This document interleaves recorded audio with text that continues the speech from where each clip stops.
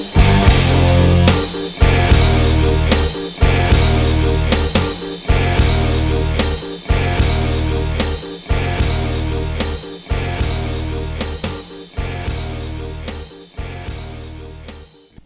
म राजन, म पूजा। हाम्रो पोडकास्ट अन ट्विस्टेडमा यहाँहरूलाई स्वागत छ। आज सैटरडे 13 मार्च 2021। हामी युके को लन्डनमा बस्ने नेपाली फ्यामिली हौ। हाम्रो पोडकास्टमा हामीले अहिलेको समयका केही जल्दाबल्दा विषय इम्पोर्टेन्ट इस्युज बारे ट्विस्ट नगरिकन सीधा कुरा गर्नेछौँ।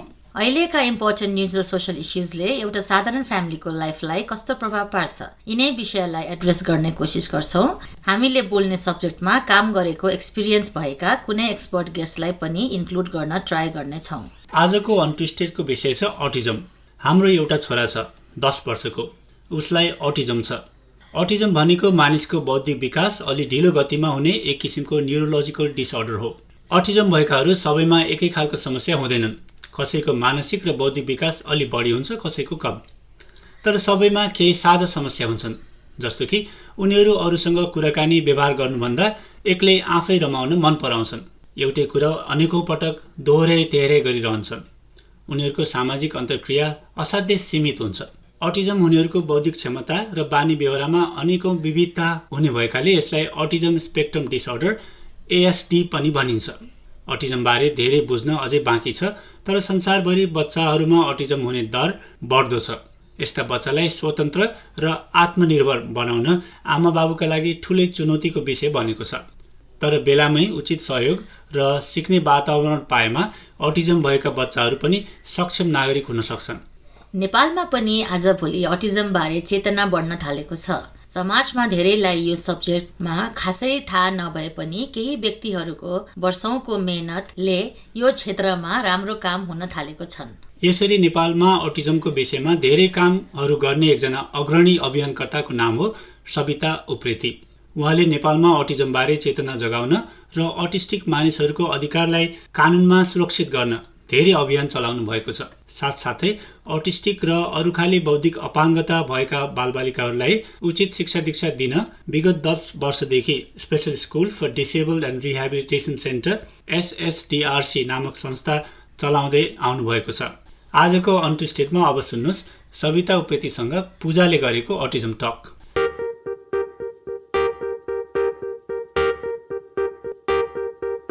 आजको अटिजम टकमा मैले सविता उप्रेतीसँग कुरा गर्दैछु। नमस्ते सविताजी। हजुर नमस्कार। सबभन्दा पहिला आफ्नो बारेमा केही भनिदिनुहोस् न। हजुर सामाजिक अभियन्ता, विशेष गरी चाहिँ अटिजम भएका बालबालिकाहरूको शिक्षा, स्वास्थ्य र पुनर्स्थापनाको लागि विशेष स्कुल तथा पुनर्स्थापना केन्द्र काठमाडौँ सिनामङ्गल, पुरानो सिनामङ्गल पेप्सी कोलामा चाहिँ विगत 10 वर्षदेखि स्थापना गरेर अटिजम भएका बालबालिकाहरूको लागि चाहिँ काम गरिरहेको एउटा अभियन्ता। अनि अहिले चाहिँ के कस्तो काममा बिजी हुनुहुन्छ नि? अहिले पनि म यही नै अटिजम भएका बालबालिकाहरूको लागि नै उहाँहरूको कोभिड पछि चाहिँ 10 महिनापछि स्कुल खुल्यो, 2 महिना भयो स्कुल खुलेको। अनि धेरै समयपछि बालबालिकाहरूलाई ल्याउँदाखेरि बिहेभियर प्रब्लम, अलिकति एग्रेसिभ बिहेभियर त्यस्तोहरू भएको कारणले उहाँहरूसँगै स्कुलमा चाहिँ त्यो बिहेभियर कन्ट्रोल गर्ने केही प्रोग्रेस गराउन सकिन्छ कि भनेर त्यही कुरामा साथसाथै चाहिँ संस्थाको आफ्नै भवन बनिरहेको छ अहिले भक्तपुर पाथलीमा। र त्यसको कन्स्ट्रक्सनको काममा पनि बिजी भइरहेछ, दुईटै काममा बिजी भइरहेछ। हजुर चाहिँ कसरी नि यो अटिजम फिल्डमा काम गर्ने इच्छा भयो? केले इन्स्पायर गर्यो? हजुर यो चाहिँ अलिकति लामै छ। खास चाहिँ मेरो परिवारमा पनि कोही पनि भनौँ न अपाङ्गता, अटिजम मात्र नभनौँ अपाङ्गता कोही पनि हुनु नभनौँ यो अनुभव छैन। काम गर्ने सिलसिलामा नै मैले दोलखाबाट काठमाडौँ आएँ। काठमाडौँ आएर अब गाउँबाट सहरमा आएर एउटा रोजीरोटी र उच्च शिक्षाको लागि विभिन्न कामहरू गर्ने सिलसिलामा मैले शिक्षण पेसा र अनि आफ्नो पत्रकारिताबाट चाहिँ आफ्नो करियर सुरु गरेँ 2057 सालमा। 7 वर्ष मैले शिक्षण र पत्रकारिता गरेँ। अनि त्यसपछि अझ त्यो भन्दा पनि राम्रो जागिरको खोजीमा रहँदाखेरि यो समाज कल्याण परिषदको माता हतमरको राष्ट्रिय अपाङ्ग कोषमा शारीरिक पुनर्स्थापना केन्द्र, त्यसमा मैले केन्द्र व्यवस्थापन अधिकृतको रूपमा काम गर्ने मौका पाएँ। त्यो मौका नै जुन मेरो लागि चाहिँ अटिजममा काम गर्ने एउटा टर्निङ पोइन्ट थियो। मैले चाहिँ त्यहाँ राष्ट्रिय अपाङ्ग कोषमा जुन त्यहाँ शारीरिक पुनर्स्थापना केन्द्रमा चाहिँ काम गर्दाखेरि पहिलोचोटि अपाङ्गता भएको व्यक्तिहरू देखेँ। अपाङ्गता भएको व्यक्तिहरूलाई नजिकबाट उहाँहरूको समस्याहरूलाई निहालेँ र अपाङ्गताको बावजुद पनि कति व्यक्तिहरूले उदाहरणीय काम गर्नुभएको छ उहाँहरूसँग साक्षात्कार गर्न पनि मौका पाएँ र अपाङ्गताको विभिन्न क्याटेगोरीहरू पनि थाहा पाएँ। त्यसपछि मलाई चाहिँ एकदमै इन्सपिरेसन भयो। ओहो, उहाँहरू त अपाङ्गताको बावजुद पनि कति राम्रो कामहरू पनि गर्नुभएको छ, कति सङ्घर्षको बावजुद पनि भन्ने जस्तो लाग्यो र अरे आफ्नो सङ्घर्ष त केही पनि होइन जस्तो अनुभूत भयो। र अटिजम चाहिँ मलाई त्यति बेरसम्म थाहा थिएन। मैले शारीरिक अपाङ्गता अरू अपाङ्गतासँग मात्रै काम गरिरहेको थिएँ र त्यही संस्थामा काम गर्ने सिलसिलामा काठमाडौँ, ललितपुर, भक्तपुरको विभिन्न रिमोट एरियामा र विशेष गरी सुकुम्बासी एरियामा र नेपालको विभिन्न जिल्लाहरूमा चाहिँ हामीले विभिन्न किसिमका शिविरहरू जस्तो यो मोबाइल शिविरहरू लिएर जान्थ्यौँ। यो व्हिलचेयरहरू बाँड्ने, कृत्रिम हात खुट्टाहरू बाँड्ने त्यस्तो शिविरहरू लिएर जाने क्रममा चाहिँ विभिन्न होम भिजिटहरू जान्थ्यौँ। अनि त्यहाँ चाहिँ बालबालिकाहरू चाहिँ कोठाभित्र थुनेर बाँधेर राखेको हुने र हामीले अभिभावकहरू नभेट्ने र त्यो दृश्यले मलाई एकदमै टच गर्यो। अभिभावकहरू आर्थिक समस्या छ, काम गर्नको लागि चाहिँ बच्चाकै लागि चाहिँ जेलादारी काम गर्नको लागि जाने र घरमा दिनभरि बच्चा एक्लै कोठामा बाँधेर थुनेर राखेको हुने, राम्रो केयर नहुने। अनि बच्चाको केयर नहुँदाखेरि चाहिँ दिनभरि उसलाई भाग्न खोज्ने बिचरा बच्चा त अब डोरीले साङ्लाले बाँधेको ठाउँमा भाग्न खोज्दाखेरि उसलाई त चेतनामा अभाव छ होइन, घाउचोट हुने। अनि त्यहाँ चाहिँ घाउचोट भएको ठाउँमा झिँगा भन्किने अनि त्यसपछि दिसा पिसा गर्ने, अब भोकाउने। अनि त्यो दिसा पिसा समेत खाएर बसेको देखेँ। त्यो दृश्यले मलाई एकदमै आँसु नै आयो, एकदमै टच भयो। एउटा मान्छेको बच्चा जसको जीवन एउटा कोठाभित्र छ र छोडिदियो भने फेरि कतिले भन्छ कि बाबुआमाले थुनेर बाँधेर राखे, त्यो चाहिँ एउटा आमा बुवाको बाध्यता। कुनै पनि बुवा आमालाई आफ्नो छोराछोरी बाँधेर राख्ने रहर हुँदैन होइन। तर बच्चाकै आर्थिक अभाव छ, बच्चाकै लागि चाहिँ कमाएर ल्याउनु पर्यो, बेलुका चामल ल्याएर पकाएर खुवाउनु पर्यो। बच्चा छोडिदियो भने भागेर कहाँ पुग्छ फेरि फर्केर आउँदैन। एउटा त्यो समस्या छ भने अर्को चाहिँ हाम्रो समाजकै व्यक्ति, हामी जस्तै व्यक्तिहरूले चाहिँ अनेक किसिमको चाहिँ लालछना लगाउने, यसको बच्चा चाहिँ यस्तो भयो भन्ने, अरूको घरमा गएर चाहिँ बच्चाले केही बिगार्दियो भने पनि अलिकति समाजका सचेत व्यक्ति नै भनौँ, उनीहरूले नै नबुझिदिएको कारणले गर्दाखेरि उहाँहरू बाध्य भएर चाहिँ त्यो राखेको अवस्था पाएँ मैले। त्यसपछि यो अवस्थाको बालबालिकाहरूलाई के गर्न सकिन्छ, नेपाल सरकारले के गरेछ, सङ्घ संस्थाहरूले के गरेको छ, यस्तो बालबालिकालाई चाहिँ दिनभरि केयर हुने केयर सेन्टर अथवा स्कुलसम्म पुर्याउन पाए पनि हुन्थ्यो भनेर त्यसपछि म बुझ्न थालेँ, रिसर्च गर्न थालेँ, पोलिसीहरू हेर्न थालेँ होइन।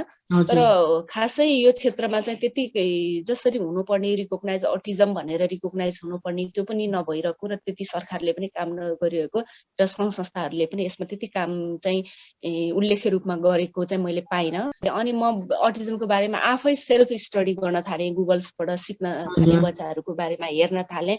अनि त्यसपछि अटिजममै संस्था खोल्नको लागि चाहिँ मलाई कसरी एउटा इन्सिडेन्ट भयो भने भक्तपुरको सुकुम्बासी एरियामा चाहिँ हामी फिल्ड भिजिट जाँदाखेरि एउटा बालक फोहोरको थुप्रोमाथि अरूले फालेको वेस्टबाट एकदमै खुसीसँग पढिराख्नु भएको थियो। त्यो दृश्यले मलाई एकदमै टच भयो। एउटा बालबालिका शिक्षा स्वास्थ्य पाउने उनीहरूको त्यो बेला चाहिँ नैसर्गिक अधिकार भनिन्थ्यो, अहिलेको त संविधानले त यसलाई मौलिक अधिकारमै राखेको छ हो। तर पनि उहाँहरूले फोहोरको थुप्रोलाई स्कुल बनाउनु परेको छ। अनि मूलधारको विद्यालयले यस्तो बालबालिकाहरूलाई चाहिँ भर्नै लिनुहुन्न। त्यो अवस्थाहरू पाइसकेपछि चाहिँ त्यो दृश्यले नै मलाई टच भएर मैले देशै समाजै त चेन्ज गर्न सक्दिनँ, एटलिस्ट म गाउँबाट सहरमा आएर यति चाहिँ म अब मेरो जीवन चाहिँ समाजका यस्तो बालबालिकाहरूको लागि चाहिँ के योगदान दिन सकौँ भनेर मैले चाहिँ एउटा भावनाले 2067 सालमा यिनै बालबालिकाहरूको लागि केही गर्छु भनेर चाहिँ मैले जबमा रिजाइन गरेँ। त्यसपछि इन्डिया गएर 6 महिना जति चाहिँ ट्रेनिङ। अब अटिजम बालबालिकाहरूलाई हेर्नको लागि टेक्निकल नलेज चाहियो होइन, थेरापिस्टिक नलेज चाहियो। अब एउटा अटिजम जस्तो बालबालिकालाई सँगाल्नको लागि, शिक्षा दिनको लागि धेरै पाटाहरूमा चाहिँ मलाई केही पनि थाहा थिएन। जस्तो अब संस्था चलाउने अनुभव थिएन। धेरै स्पेसल स्कुल भिजिट गरेँ, त्यहाँ 1 हप्ता 2 हप्ता चाहिँ त्यहाँ भोलिन्टियरहरू गरेर त्यसपछि मलाई स्पेसल एजुकेसन, इन्क्लुसिभ एजुकेसन, थेरापीहरूको रोल कसरी चाहिँ डेली लिभिङ एक्टिभिटी जस्तो आइइपीहरू, इन्डिभिजुअल एजुकेसन प्लानहरू बनाउने, भन्ने कुराहरू त्यो केही नलेज लिएर फर्केर आएर चाहिँ मैले विशेष गरी मम्मीलाई नै कन्भिन्स गरेँ र उहाँले चाहिँ म छोरीलाई बिहा गर्नलाई हतार गर्दिनँ, उसको इच्छा यसैमा छ भनेदेखि हामीले सपोर्ट गर्नुपर्छ भनेर चाहिँ बिहा हजुर क्यान्सल भयो। त्यसपछि पैसा थिएन मसँग, 1 रुपियाँ पनि पैसा थिएन र मैले हजुर उहाँहरूलाई चाहिँ त्यो बेला त्यही आइडिया आयो, यहाँहरूले मेरो बिहा गर्दा केही न केही उपहार दिनुहुन्छ, इष्टमित्र बोलाएर चाहिँ पार्टी दिनुहुन्छ, कति वाउ छ त्यो पैसा मलाई दिनुहोस् भनेर मैले आफ्नो फ्यामिली अनि नातेदारहरूसँग चाहिँ अब कसैले ल तिमीलाई मैले चाहिँ फ्रिज दिन्छु भन्नुहुन्छ भने त्यसको पैसा दिनुहोस्, भोलि मैले हजुर बिहा गरी भने मलाई 1 रुपियाँ केही दिनु पर्दैन। किनभने त्यो बेला मैले बच्चा जन्माएँ भने मेरो श्रीमान साथमा हुनुहुन्छ, बच्चा हुर्काउन मलाई गाह्रो हुँदैन। तर अहिले मैले एउटा स्कुल अटिजम बच्चाहरूको लागि चाहिँ जन्माउँदैछु भनेपछि तपाईँहरूको साथको जरुरी छ, मलाई सहयोग गर्नुहोस् भनेर मैले आफन्त परिवारबाट चाहिँ जम्मा हजुर गरेर 5 लाख रुपियाँ जम्मा गरेँ। अनि 5 लाख रुपियाँ जम्मा गरेर 67 सालमा मेरै जन्मदिनको दिन साउन 11 गते हजुर 2 जना बच्चा, 1 जना छोरी ओखलढुङ्गामा चाहिँ मन्दिरमा भेटिएको कुनै एउटा अनाथालयले भेटाएर ल्याउनु भएको रहेछ त्यो छोरी। हजुर अनि त्यसपछि अर्को 1 जना छोरा चाहिँ भक्तपुरमा 8 वर्षदेखि सुकुम्बासी एरिया खोलाको छेउमा साङ्लाले बानेको बच्चा। 2 जना वाउ बच्चाबाट चाहिँ मैले थेरापिस्ट 1 जना राखेँ अनि स्टाफ 6 जना राखेर हजुर त्यसरी मैले एकदम एउटा भावनाले सुरु गरेँ 2067 बाट। किन बालबालिकाहरूको खुसी र सेवाको लागि चाहिँ काम गर्दै नि आएको चाहिँ अहिले 10 वर्ष भयो। Wow wow amazing. अनि सविताजी नेपालमा यो समस्या कतिको छ अनि कस्तो खालका इस्युजहरू इम्पोर्टेन्ट छन् नेपालमा? पहिला एकदमै जनचेतनाको अभाव थियो नेपालमा, अहिले पनि छ। सबभन्दा समस्या भनेकै अवेरनेस, ल्याक अफ अवेरनेस नै हो होइन। हजुर हजुर अनि हामीलाई चुनौती पनि त्यही भयो। सुरुमा त म बच्चाहरू फिल्ड भिजिट गएर घर घरमा खोज्न जाँदाखेरि पनि इभन पेरेन्ट्सले पनि विश्वासै गर्नुहुन्न थियो होइन। हजुर हजुर हजुरबुवा पनि ढिलो बोलेको रे, फुकझार गर्ने, मठ मन्दिर लाने, हजुर त्यतातिर बरु एउटा होइन त्यस्तो एउटा त्यो थियो होइन। हजुर अनि हामीले डक्टरलाई पनि देखायौँ, अब बिस्तारो बोल्छ भन्ने। अनि कति त सुरुमा डायग्नोसिस पनि हुँदैन थियो, त्यतिमा डक्टरले पनि डायग्नोसिस गर्नुहुन्न थियो। मैले पनि सुरुमा इन्डियाबाट साइकाट्रिक ल्याएर नै डायग्नोसिस गरेको केही बच्चाहरू। फेरि मलाई के अटिजमको नलेज भए तापनि मैले टेक्निकल रूपमा मैले डायग्नोसिस गर्न मिल्दैन। म साइकाट्रिक पनि होइन, साइकोलोजिस्ट पनि होइन, जस्ट म चाहिँ एउटा स्पेसल टिचर बरु भन्न मिल्यो अनुभवको हिसाबले होइन। अनि यहाँकै धेरै डक्टरहरूले पनि डायग्नोसिस नगर्ने त्यो समस्याहरू थियो, जनचेतना थिएन। इभन राज्य रिकग्नाइज हुनुपर्ने रिकग्नाइजै थिएन। एउटा मानसिक अपाङ्गताभित्र एउटा शब्द अटिजम राखेको थियो होइन। धेरैले चाहिँ बुझाइ भनेको चाहिँ अब अहिले त हामी सुस्त मनस्थिति भन्दैनौँ होइन, रेस्ट्रिक्टेड एउटा बौद्धिक अपाङ्गता भन्छौँ। बौद्धिक अपाङ्गता नै होला अथवा मनोसामाजिक समस्या होला भन्ने नै बुझाइ थियो। अहिले चाहिँ हामी जस्तो संस्थाहरू, अरू संस्थाहरू अब धेरैजना लागेर होइन, धेरै पनि छैनन् यो विषय यो क्षेत्रमा काम गर्ने त, जस्तो अभिभावकहरू हुनुहुन्छ होइन। अनि उहाँहरू सबैजना लागेर चाहिँ अहिले अटिजम चाहिँ 2017 मा चाहिँ नेपाल सरकारबाट अपाङ्गताको 9 क्याटेगोरीमा अटिजम भएका व्यक्तिहरू अथवा अटिजम अपाङ्गता भनेर चाहिँ अहिले रिकग्नाइज छुट्टै अपाङ्गतामा रिकग्नाइज भइसकेको छ। अनि त्यो सँगसँगै चाहिँ अहिले चाहिँ नेपाल सरकारले पनि अटिजम भएका व्यक्तिहरूको लागि कार्डको व्यवस्था गरेको छ। रातो कार्ड पाउनुभयो भने 3000 रुपियाँ भत्ता पाउनुहुन्छ, निलो कार्ड पाउनुभयो भने चाहिँ उहाँहरूले 1600 भत्ता पाउनुहुन्छ। सकेसम्म आजीवन नै हेर्नुपर्ने अटिजम भएको हुनाले हामीले चाहिँ रातो कार्डै पाउनुपर्छ भनेर चाहिँ त्यसमा चाहिँ हामी एडभोकेसी गरिरहेका छौँ।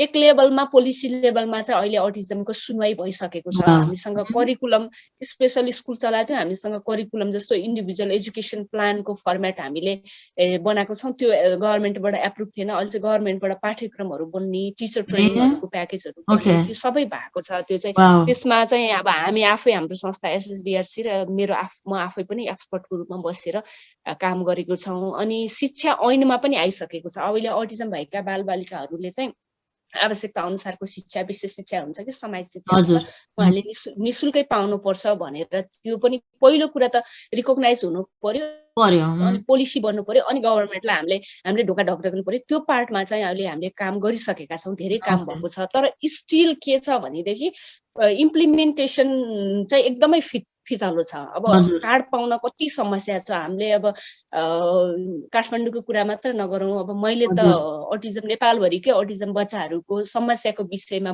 बोलिरहेको हुन्छु। मैले हजुर 40-50 जना बच्चा राखेको छु भनेर उहाँहरूले त बरु एटलिस्ट मैले सकि नसकी सेवा पाउनु भएको छ नि। तर हजुर हजुर सुदूरपश्चिममा त स्टिल बाँधेर बस्नु भएको छ। उहाँहरूलाई मेरो बच्चा अटिजम हो भनेर पेरेन्ट्सलाई थाहा छैन होइन। हजुर उहाँहरूलाई इभन अब गाउँको बच्चाले त कार्ड पाएर 3000 भत्ता पायो भने त 3000ले त 1 महिनालाई खानै पुग्छ क्या उहाँहरूलाई। पुग्छ हजुर त्योहरू अवस्था छ। अनि अझै जुन सरकारी निकायमा, जुन कार्ड दिने निकायमा, अपाङ्गता कार्ड दिने निकायमा बस्नुहुन्छ उहाँहरूलाई चाहिँ अटिजमलाई कार्ड दिन हिचकिचाट गर्ने। के भने अटिजमको मुख्य चुनौती भनेको झट्ट देख्दाखेरि चाहिँ अपाङ्गता देखिँदैन। हजुर त्यो हुनाले चाहिँ कार्डमा अझै पनि समस्या भइरहेको हुनाले मैले चाहिँ यो विषयमा पनि धेरै क्याम्पेन अहिले गरिरहेको छु। मिडियादेखि लिएर सबै ठाउँमा यो विषयमा अझ उहाँहरूलाई कार्ड लिन समस्या छ भनेर त्यो भनिरहेको छु। अब एक लेभलको त्यो काम भए तापनि अझै सर्भिस सेन्टरहरू चाहिँ एकदमै कम छ। अहिले मकामै पनि 300-400 जना चाहिँ अभिभावकहरू चाहिँ वेटिङ लिस्टमा बच्चाको लागि आइराख्नु भएको छ।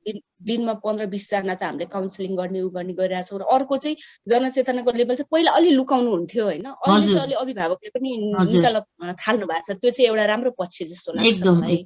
हजुर पहिला चाहिँ डायग्नोसिस पनि लेट डायग्नोसिस हुन्थ्यो। 10-11 वर्षमा बच्चा एडल्ट भएपछि ल्याउने, झन् त्यसमा त अरू समस्या पनि थपिँदै जाने बच्चाहरूको। अहिले चाहिँ 3 वर्ष, 2.5 वर्ष, 3 वर्ष, 4 वर्षमा पनि हामीले चाहिँ मैले चाहिँ जहाँ पनि इन्टरभ्यूहरूमा अवेरनेस क्याम्पेनमा चाहिँ अर्ली चाइल्ड इन्टरभेन्सनलाई फोकस गरिरहेको छु। जति सानो एजमा चाहिँ उहाँहरूले थेरापीहरू पाउनुभयो, केयर पाउनुभयो, त्यो अनुसार चाहिँ घरमा र स्कुलमा पाउनुभयो भने उहाँहरूमा प्रोग्रेस चाहिँ राम्रो हुन्छ भनेर त्यो जस्तो अनुभव पनि छ। कुनै बच्चाहरू त हामीले 6 मन्थमा नै रेगुलर स्कुलमा पठाएको पनि अनुभवहरू छ क्या।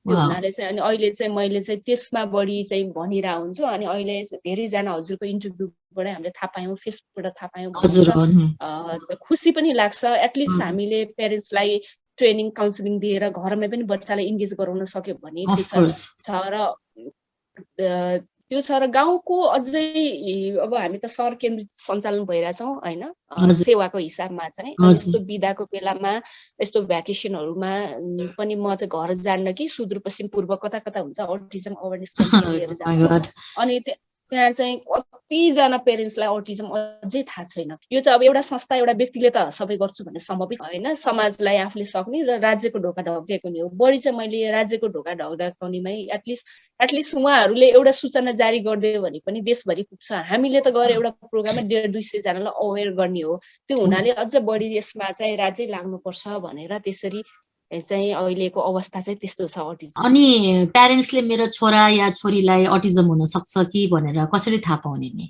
न्युरो डेभलपमेन्ट डिसअर्डर हो अटिजम होइन। अब नेपालीमा बुझ्नको लागि चाहिँ हामीले आत्मा केन्द्रित व्यवहार भन्छौँ अटिजमलाई। विशेष गरी अटिजमको 4वटा विशेषता, लक्षण त हरेक अटिजमको बच्चाहरूको फरक हुन्छ होइन। तर 4वटा अटिजमको विशेषताको आधारमा चाहिँ अटिजमलाई पहिचान गर्न सकिन्छ। पहिलो भनेको चाहिँ कम्युनिकेसन नहुने, उहाँहरूको जस्तो दोहोरो कुराकानी गर्ने, सञ्चारमा विचलन भन्छौँ हामी नेपालीमा चाहिँ। कम्युनिकेसनमा समस्या, बच्चा बोल्न नसक्ने, बोले पनि शब्दहरू चाहिँ त्यो शब्दको अर्थ के हो भनेर जसरी हामीले दोहोरो कम्युनिकेसन गर्छौँ, त्यो कम्युनिकेसनमा समस्या मेन चाहिँ कति बच्चाको बोली नै हुँदैन, बोली भए पनि आफ्नै सुरमा बोल्ने र त्यो शब्द अर्थहरू मिलाएर बोल्न नसक्ने एउटा भयो। अर्को चाहिँ सोसलाइजेसनमा समस्या, सामाजिक रूपले घुलमिल हुन। त्यसमा फेरि सामाजिक रूपले घुलमिल हुने भनेको चाहिँ साथी आफन्त नातेदार मात्र हुँदैन, त्यसमा चाहिँ अर्को खानेकुरा, लगाउने लुगा, अरू सामाजिक भनेको चाहिँ धेरै कुराहरू पर्छ होइन। त्यो सामाजिक रूपले घुलमिल हुने कुरामा कठिनाइ। अनि रिपिटेटिभ बिहेभियर, एउटै क्रियाकलाप दोहोऱ्याइराख्ने, उहाँलाई मन परेको एउटै चिजहरू खेलिराख्ने। अनि अर्को चाहिँ यो चौथो भनेको चाहिँ अटिजमको बालबालिका, कुनै बालबालिका चाहिँ एकदमै एक्टिभ भनेको निष्क्रिय हुने, एकदमै सक्रिय हुने। सक्रिय भनेको 1 सेकेन्ड अथवा 1 मिनट पनि एक ठाउँमा बस्न नसक्ने, चञ्चल, एकदमै चञ्चल हुन्छ भने अटिजमको फेरि कुनै बालबालिका घन्टौँसम्म एकै ठाउँमा बस्ने पनि हुन्छ। यो 4वटा विशेषताको आधारमा चाहिँ अनि हामी मुख्य चाहिँ, तर अब कति अटिजमको बच्चाहरूमा आई कन्ट्याक्टहरू हुँदैन होइन, फ्यान घुमेकोहरू हेरिरहेको, चक्राको, त्यो चाहिँ इन्डिभिजुअलमा फरक पर्छ। कोही बच्चाहरूलेमा फेरि अलिकति राम्रो आई कन्ट्याक्ट पनि हुन्छ होइन, तर विशेष गरी चाहिँ कम्युनिकेसन, सोसलाइजेसन, रेपिटेटिभ बिहेभियर र अनि निष्क्रिय र सक्रियको आधारमा चाहिँ मेरो बच्चा पनि यो हो कि भनेर शङ्का गरेर डक्टरलाई देखाएर चाहिँ अभिभावकहरूले डायग्नोसिस गर्नुपर्छ। अनि यो अटिस्टिक बच्चा भएर आत्तिने डराउने प्यारेन्ट्सलाई चाहिँ कस्तो सल्लाह दिनुहुन्छ नि? हो, एकदमै यो चाहिँ मैले धेरै नै अभिभावकहरूसँग डिल गरेको विषय नै यही छ। सुरुमा चाहिँ अघि सुरुमा नि मैले भने बच्चा देख्दाखेरि शारीरिक रूपले एकदम हिष्टपुष्ट, बच्चा ठिक छ, हिँडिरहेछ, बिस्तारै बोल्छ नि भनेर चाहिँ पहिलो कुरा त बच्चालाई त्यो एउटा एक्सेप्टेन्सै हुँदैन होइन, मेरो बच्चा अटिजम छ भन्ने नै हुँदैन। इभन स्टिल पनि एभ्री डे आइरहनुहुन्छ, सकेसम्म डक्टरले मेरो बच्चालाई अटिजम नभन्दै पनि हुन्थ्यो नि भन्ने, किनभने अटिजम शब्द आफैमा नयाँ भइरहेछ अहिले होइन धेरै अभिभावकहरूको लागि। त्यो हुँदाखेरि अटिजम भएपछि के नभयो भन्ने एक किसिमको अभिभावकहरूलाई त्यो डर त्रास अब त्यो कि स्वाभाविक पनि हो सायद होइन, जसलाई पर्छ उहाँहरूलाई बढी अझ थाहा हुन्छ, त्यो महसुस गर्नु भएको छ। तर अब अटिजम भइसकेपछि पहिलो कुरा चाहिँ अटिजम हुँदैमा के न भनेर अभिभावकले चाहिँ डराउनु त्रास हुनु पर्दैन। पहिलो कुरा त उहाँहरूले एक्सेप्ट गर्नु पर्यो, मेरो बच्चा चाहिँ अटिजम हो, अरूभन्दा फरक छ भनेर एक्सेप्ट गर्नु पर्यो। अनि अटिजमलाई बुझ्नु पर्यो, मेरो बच्चालाई कसरी बुझ्ने, उसको इच्छा के छ होइन। अटिजमको बच्चाहरू त अब कति उदाहरणहरू छन् नि त, एकदमै गड गिफ्टेड, एकदमै उहाँहरूको मिराकल चेन्जेसहरू पनि आउन सक्छ। उहाँहरू त एकदमै आइक्यू एकदमै हाई पनि, यो त बौद्धिक अपाङ्गता जस्तो होइन नि त। उहाँहरूमा त जस्तो सोसलाइजेसनमा, कम्युनिकेसनमा ब्याक भए तापनि कुनै बच्चा बोल्न नसके पनि आर्टमा अथवा म्युजिकमा एकदमै राम्रो हुन सक्ला। कुनै बच्चाहरू एउटा चिजमा फोकस्ड भयो भने साइन्टिस्टहरू भएको समेत पनि एउटा उदाहरणहरू छ। उहाँहरूको आइक्यू 160 प्लससम्म पनि हुन सक्छ। हामीहरूले त्यस्तो तर उहाँहरूको त्यो जुन बिहेभियर प्रब्लम छ हुन सक्छ अथवा सोसलाइजेसनमा समस्या, कम्युनिकेसन भए तापनि उहाँहरूमा अर्को एउटा क्षमता हुन्छ।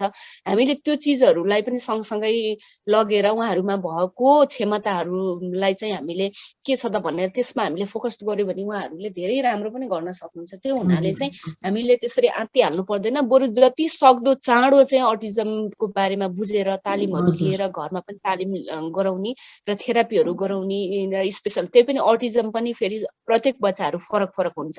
अटिजम सबै बच्चा, कति अभिभावकहरूले सिभियर केसको उदाहरण लिएर पनि डराएको हुन सक्छ, उदाहरणले नि उदाहरण सक्छ। माइल्ड खालको केस, माइल्ड टु मोडरेट बच्चाहरू त धेरै राम्रो पनि गर्न सक्नुहुन्छ, उहाँहरूले थोरै सहयोगले पनि धेरै प्रोग्रेस पनि हुन सक्छ होइन।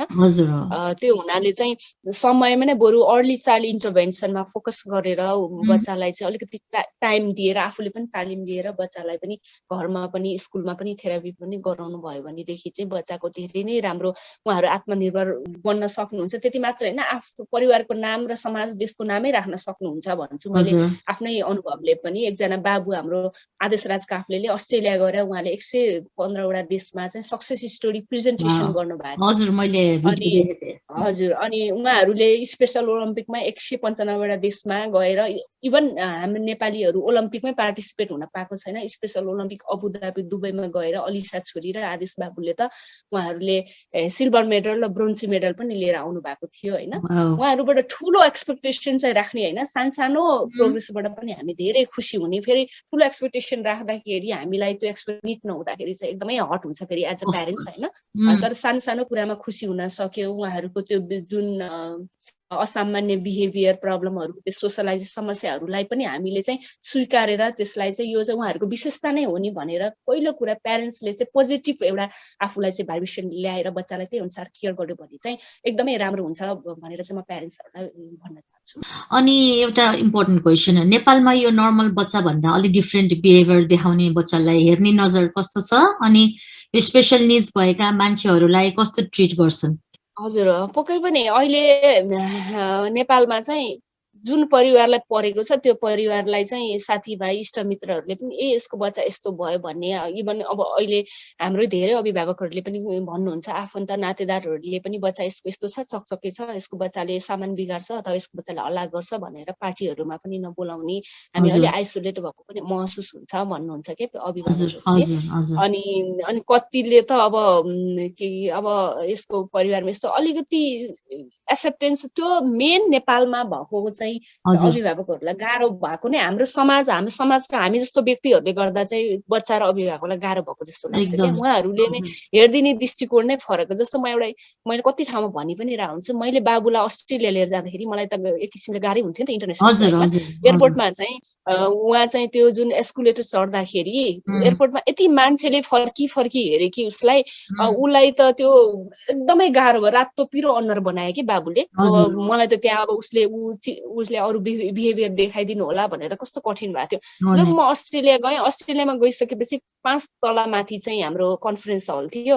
त्यहाँ चाहिँ मैले अलिसा छोरी र बाबुलाई मैले 10 चोटि चाहिँ एस्कुलेटरमा चाहिँ सिकाएँ मैले, हजुर तलदेखि हजुर माथि यसरी हजुर चढ्ने यसरी समात्ने। तर कोही मान्छेले फर्केर हेर्नु भएन के उहाँहरूलाई। यति हजुर रेस्पेक्ट कि बाटोमा पनि हजुर उहाँहरू स्पेसल हो भनेपछि अर्कै त्यो अँ, एउटा हाम्रो समाजले दिने व्यवहार गर्ने व्यवहारले पनि एकदमै सहज हुने रहेछ। तर त्यो समाजले त्यो व्यवहार नदिँदाखेरि लुकाउने कारण के त? हाम्रो अभिभावकहरूले किन लुकाउनुहुन्छ त? परिवारका मेम्बरहरूले, हजुर समाजले चाहिँ एउटा गिज्याउँछ, यसको बच्चा यस्तो भइछ भन्ने कारणले त हो नि, नत्र आफ्नो बच्चालाई लुकाउने त हुनै हुँदैन। अनि त्यो हुनाले चाहिँ यो चाहिँ समस्या एकदमै छ। उहाँलाई मैले 10 चोटिमा सिकाएँ, तर यहाँबाट बाबुलाई चाहिँ एयरपोर्टबाट लानै गाह्रो। त्यो मान्छेहरूले व्यवस्था गर्थे, उहाँ त स्पेसल हो नि भनेर उहाँलाई झन् वेलकमिङ गर्थे, हजुर अझ रेस्पेक्ट दिन्थे, सपोर्ट गर्थे भने न प्यारेन्ट्सलाई गाह्रो हुन्छ न त बच्चालाई गाह्रो हुन्छ। त्यही भएर अलिकति हाम्रो माइन्ड सेट चाहिँ एकदमै कन्जर्भेटिभ र यसलाई अलिकति एक्सेप्ट नगरेको यो अवस्थाको भएको भएर अलिकति हजुर कठिन चाहिँ छ। छ है। तपाईँहरूको स्कुलको बारेमा भन्नुहोस् न, के कस्तो बच्चा आउँछन् या स्कुलमा उनीहरूलाई कस्तो सुविधा छ? हजुर, हामीकोमा चाहिँ अब बच्चाहरू सबै किसिमको आर्थिक रूपले भन्नुपर्दाखेरि सबै अवस्थाको, अनाथ सुकुम्बासी, हजुर आर्थिक अवस्था कमजोर भएको, मिडल फ्यामिलीदेखि लिएर एकदमै आर्थिक रूपले सम्पन्न, इन्जिनियर, डक्टर, हजुर गभर्मेन्ट अफिसर सबै लेभलको चाहिँ बच्चाहरू आउनुहुन्छ। जुन लेभलमा आर्थिक स्टाटस जुन भए पनि बच्चा त अटिजम नै हो र उहाँहरूलाई हाम्रो हजुर सपोर्ट र माया सेवा चाहिन्छ हजुर होइन।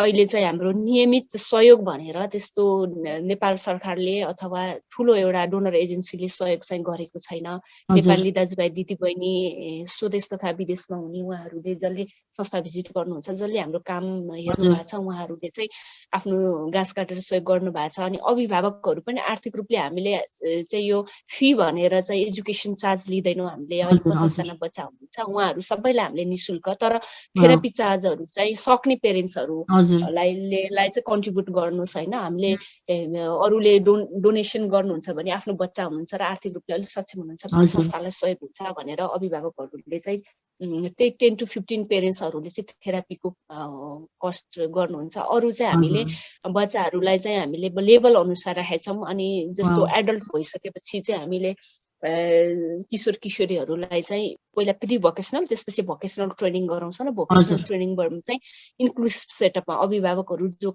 जब नगरी बस्नु भएको छ अनि अरू महिला दिदीबहिनीहरू र अटिजमका एडल्ट छोराछोरीहरूलाई चाहिँ हामीले इन्क्लुसिभ सेटअपमा भोकेसनल ट्रेनिङ सेन्टर चलाएको छौँ। त्यहाँ चाहिँ क्रिस्टलको गहनाहरू, ढाकाको सामानहरू त्यस्तोहरू उत्पादन हुन्छ वाह, र कतिले चाहिँ अटिजम बच्चाले पनि काम गर्नुहुन्छ र भन्नुहुन्छ के कतिले। हजुर तर उहाँहरूले केही न केही त फुल एउटा कम्प्लिट प्याकेज काम अटिजमबाट खोज्ने होइन। जस्तो हजुर चुरा बनाउँछौँ भनेदेखि उहाँले माला मात्र बनाए पनि पुग्यो।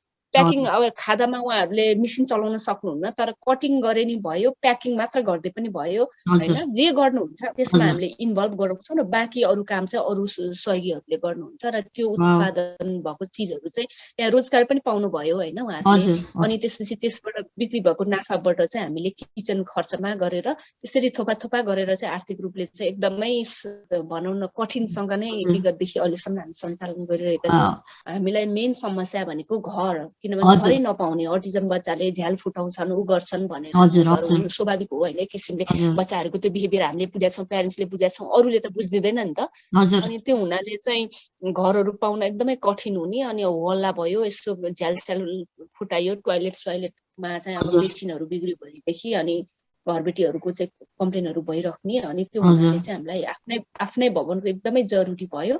हजुर अनि म चाहिँ एकदमै धेरै सरकारी निकायमा पनि दौडेँ सरकारी जग्गाको लागि। आखिरमा हजुर मैले नपाए थाकी नै भन्नु पर्यो। अब नेपालमा अब त्यो गाह्रै छ नि त होइन, हजुर सरकारी हजुर निकायमा पनि एकदमै होइन।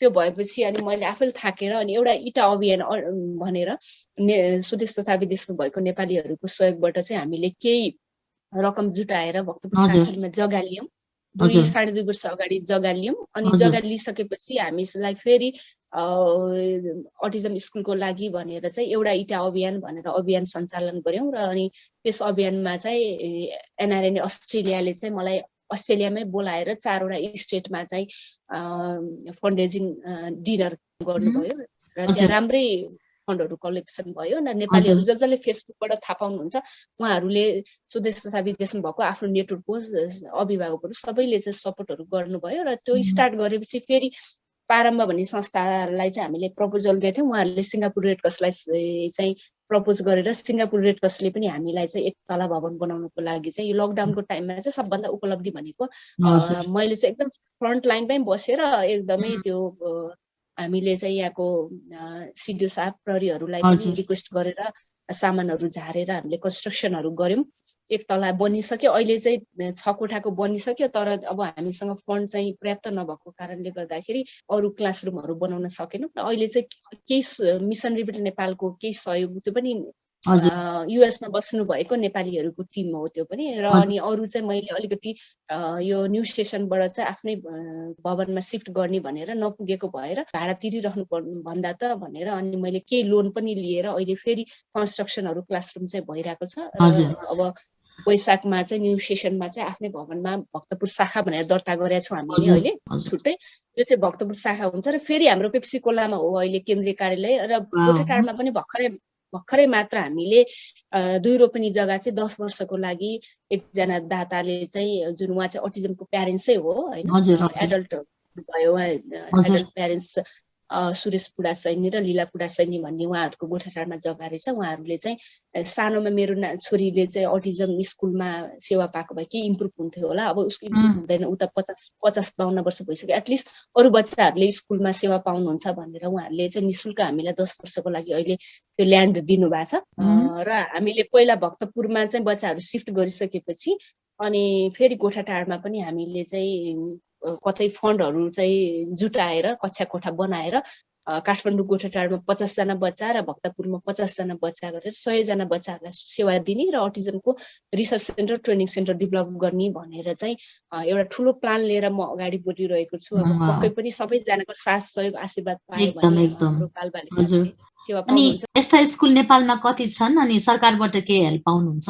स्कुल चाहिँ यति नै भनेर त्यस्तो औंलामै सीमित छ अब त्यस्तो धेरै स्कुलहरू छैनन् हैन अहिले प्राइभेटली केही स्कुलहरू खुल्न थालेछन् त्यसमा पनि कति अभिभावकहरूलाई एफोर्ड गर्न गाह्रो पनि छ हैन त्यो पनि हेर्नु पर्यो अनि अब समस्या मेन चाहिँ अटिजमको बच्चाहरूलाई शिक्षण गर्नको लागि शिक्षक तालिमहरू र थेरापिस्टहरू पनि धेरै नपाइने समस्याहरू पनि छ यहाँ अनि सरकारले चाहिँ अझै अटिजमको लागि सरकारले त्यही कार्ड भयो भनेदेखि भत्ता दिने बाहेक चाहिँ अरू त्यस्तो सरकारकै तर्फबाट स्कुलहरू खोल्ने अथवा त्यस्तो नियमित सहयोग गर्ने चाहिँ भएको छैन। हामी त्यो लबीकै क्रममा छौँ। अस्ति मैले शिक्षाको सचिवज्यूलाई भेटेर नै कुरा गरी शिक्षाको डिजीलाई बोलाएर उहाँ भिजिटै गर्नुभयो। मैले त फर्स्ट टाइम हेरेको यस्तो पो हुँदो रहेछ भन्नुभयो उहाँले।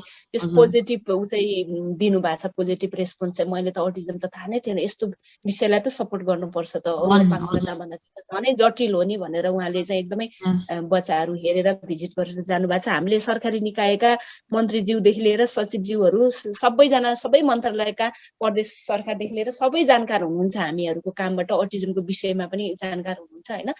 केही वर्षदेखि त बजेट भाषणमै अटिजम बालबालिकाहरूलाई काम गर्ने संस्था र बालबालिका सहयोग गर्ने भनेर तोकेर पनि आएको छ। तर अब मलाई चाहिँ त्यो बजेट कहाँ गएको छ भन्ने कुरा चाहिँ मलाई चाहिँ थाहा छैन फेरि है। त्यो यथार्थ कुरा भन्नु पर्दा हामीले टोकन सहयोग चाहिँ सुरु भएको छ। टोकन सहयोग भनेको अटिजम पहिलोचोटि हामीले नेपालमा अटिजम बालबालिकाहरूको प्यारेन्ट्स र टिचरहरूले त्यो किताब पढेर घरमै र स्कुलमा थेरापी गराउन सक्ने थेरापी पुस्तिका निकाल्यौँ के। त्यसको लागि सरकारले चाहिँ सहयोग गर्नु भएको थियो। भिडियो पनि निकाल्यौँ हामीले। त्यसलाई सरकार शिक्षाबाट सहयोग गर्नु भएको थियो। दोस्रो चोटि चाहिँ हामीलाई शिक्षक तालिमको लागि सहयोग गर्नु भएको थियो।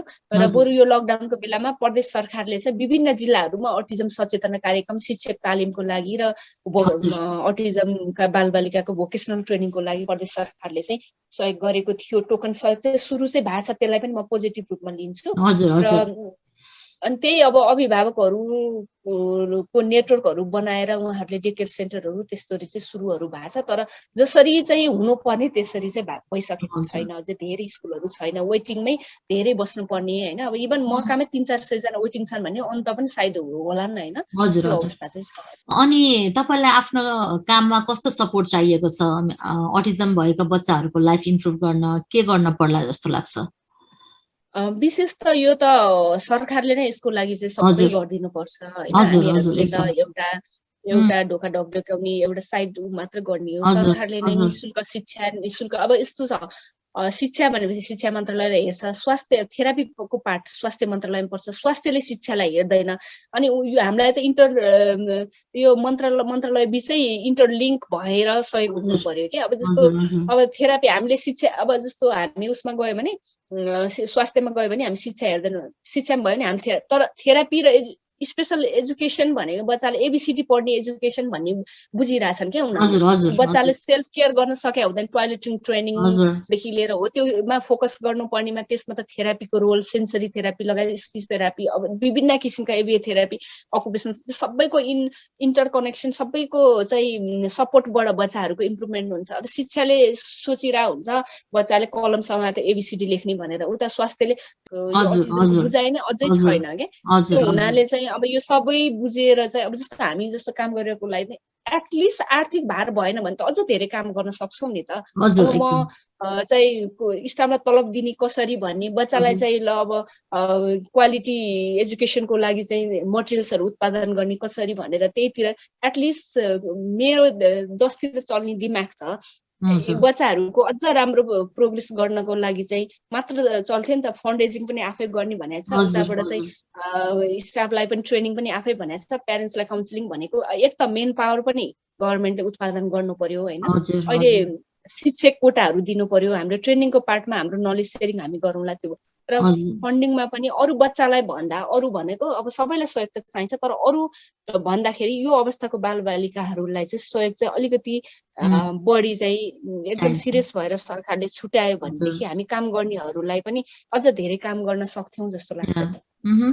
अनि तपाईँहरूको काममा सपोर्ट गर्न विदेशमा बस्ने नेपालीले पनि कन्ट्रिब्युट गर्न चाहनुहुन्छ भने त्यसको लागि के गर्ने? हजुर, मैले चाहिँ सबै अहिलेसम्म हामी भन्ने हो भनेदेखि नेपालको अधिकांश यस्तो बालबालिका मात्रै होइन, अन्य सडक जुन सामाजिक संस्थाहरू छन् अधिकांश नेपाली दाजुभाइ दिदीबहिनीहरू जो विदेशमा रहनु भएको छ, दिनरात नभने काम गरेर दुःख गरेर घाँस काटेर दिएको सहयोगले चलेको छ। त्यो मैले देखेको छु। अधिकांशको डोनरहरू हुनुहुन्न, सरकारको सहयोग छैन। अधिकांश नेपाली दाजुभाइ दिदीबहिनी उहाँहरू विदेशमा भए पनि मन चाहिँ नेपालमै हुन्छ। मैले देखिरहेको छु, म 11वटा देश गएँ, त्यहाँ नेपालीहरू दाजुभाइ दिदीबहिनीहरूको दुःख देखेँ, उहाँहरूको चाहिँ नेपालप्रतिको माया होइन सहयोग मैले प्रत्यक्ष देखेको छु। त्यो हुनाले उहाँहरूको हामी पनि अहिलेसम्म भन्ने हो भने नेपाली दाजुभाइ दिदीबहिनीको सहयोग नभएको भए यहाँसम्म हामी आउन पनि सक्दैनथ्यौँ, स्थायित्वको क्षणमा जाँदैन थियो। त्यो हुनाले पहिलो त मैले अटिजमको बारेमा बुझाउनै भन्छु, किनभने धेरैजनालाई अटिजम थाहा नै छैन। अनि यसो झट्ट हेर्दाखेरि सामान्य देखिन्छ, सफा सुकिला बच्चाहरू नै रहेछन् नि, किन सहयोग चाहियो भन्ने पनि हुन्छ कि मैले त्यो एउटा अनुभव गर्दा। पहिलो चाहिँ अटिजमको बारेमा बुझौँ। नेपालमा अटिजमको बारेमा चाहिँ अब अझै पनि धेरैलाई थाहा नै छैन र बाहिर बस्ने नेपाली दाजुभाइ दिदीबहिनीलाई पनि अझै पनि थाहा छैन। जसलाई पढाएको छ उहाँहरूलाई अझ बढी थाहा छ। बुझेर अनि हाम्रो कामहरू हेरौँ, दोस्रोमा हामीले कसरी काम गरिरहेछौँ, हाम्रो भिजिबल काम छ। हाम्रो त संस्थामा एनी टाइम आएर भिजिट गर्न सक्नुहुन्छ। फेसबुक पेज, वेबसाइटदेखि लिएर हाम्रो भिडियो, युट्युबमा भिडियोहरू छ, त्यहाँ चाहिँ हेरेर यदि हामीले गरेको कामहरू राम्रो लाग्छ भनेदेखि चाहिँ अहिले हामीले संस्थाको भवन पनि बनाइरहेछौँ। हामीले चाहिँ 10,000 भन्दा माथि सहयोग गरेको चाहिँ उहाँहरूलाई एउटा रिकग्नाइजेसन दिने एउटा ओनरसिपको लागि भनेर चाहिँ हामीले शिलालेखमै नाम लेखेको छौँ। $500 भन्दा माथि सहयोग गर्नुभयो भने हामीले आजीवन सदस्य नै राखिदिन्छौँ, शिलालेखमा नाम राख्छौँ, वेबसाइटमा नाम राख्छौँ। त्यसरी संस्थामा जोडाएर हाम्रो नेपालमा आउँदाखेरि ल एसएसडिआरसी अटिजम बालबालिका हामी पनि त्यहाँ छौँ भन्ने एउटा त्यसरी ओनरसिप पनि दिएर संस्थामा जोडेर चाहिँ मैले त्यसरी चाहिँ क्याम्पेनहरू गरिरहेको छु। र यहाँहरूलाई हाम्रो काम गरेको चाहिँ एकदमै ठिक जस्तो लाग्छ भने हाम्रो हरेक कुराहरू ट्रान्सपरेन्सी हुन्छ। फेसबुकमा हामीले पोस्ट गरिरहेको हुन्छौँ, बच्चाहरूको एक्टिभिटिजहरू फेसबुकमा सबै चिजहरू प्रत्येक वर्ष हामीले चाहिँ अडिट गरेर त्यो चाहिँ संस्था चाहिँ लिगली रूपमा एकदम अप टु डेट गरेर चाहिँ टाइममा चाहिँ रिन्यू गर्नेदेखि लिएर सरकारलाई रिपोर्ट बुझाउनेदेखि लिएर सबै हामीले गरिरहेछौँ होइन। अनि त्यो सबै चिज हेरेर हामीलाई चाहिँ सहयोग प्रत्यक्ष रूपमा जोडिएर पनि सहयोग गर्न सक्नुहुन्छ। सहयोग भनेको आर्थिक सहयोग मात्र हुँदैन, नैतिक सहयोग, प्रचार प्रसार होइन। हाम्रो चाहिँ जस्तो अटिजम सचेतनाको लागि चाहिँ हाम्रो भिडियोहरू सेयर गरेर अथवा यहाँहरूको बर्थडे पार्टीहरू केही पर्यो भनेदेखि पनि ल एक छाक चाहिँ बालबालिकालाई ल 5,000 भयो भने पनि हाम्रो बालबालिकालाई एक छाकको खाना पुग्छ होइन। ठुलो सहयोग पनि परेन। एउटा इँटा अहिले त भवन निर्माणमा मैले एउटा इँटा भनेको 17 रुपियाँ पर्छ। एउटा इँटा अभियान, एउटा इँटा किन्न सक्नुभयो, 200 एउटा इँटा किनिदिन सक्नुभयो। त्यसरी यहाँहरूले सामानै दिएर पनि यदि पैसा दिएर सही सदुपयोग हुँदैन जस्तो लाग्छ भने यहाँ आवश्यक भएको सामानै दिएर पनि प्रत्यक्ष जोडिन सक्नुहुन्छ भनेर चाहिँ म यहाँहरूलाई सहयोगको अनुरोध गर्दै यहाँहरूलाई त्यो विश्वास पनि दिलाउन चाहन्छु। अनि फाइनली हामीले छुटेको केही कुरा छ भने भनिदिनुहोस्। सबै आए नै जस्तो लाग्छ मलाई होइन। सबभन्दा ठुलो चाहिँ हजुरले यो अवसर दिनुभयो, त्यसको लागि चाहिँ म विशेष धन्यवाद दिन चाहन्छु। उहाँ हुनुहुन्थ्यो special school for disabled and rehabilitation सेन्टरकी संस्थापक कार्यकारी सविता उप्रेती। तपाईहरुलाई पनि SSDRC को कामबारे जान्न मन लागि उहाँहरूको वेबसाइट www.ssdrc.org.np